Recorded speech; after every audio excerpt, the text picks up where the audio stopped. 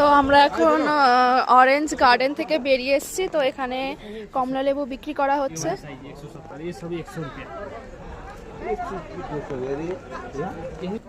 200 रुपया बोले 200 আর ये 100 रुपया 10 रुपये पीस ये 5 रुपये पीस 5 रुपया पीस ये गार्डन का नीचे का और ये कितने वही सेम ही साइज है तो आप छान के ले सकते हैं। हरा ये भी ले सकते हैं, वहाँ से ले सकते सब आपका मिलेगा। 5 रुपया ना ना অরেঞ্জ গার্ডেন থেকে বেরিয়ে আমরা এখানে কমলালেবু নিচ্ছিলাম। যেহেতু শিটংয়ের কমলালেবু বিখ্যাত, দার্জিলিং গেলে সবাই কিন্তু চা কেনে, আর এই শিটং আসলে সবাই কিন্তু কমলালেবু কেনে, যেহেতু কমলালেবুটা এখানকার ভালো হয়।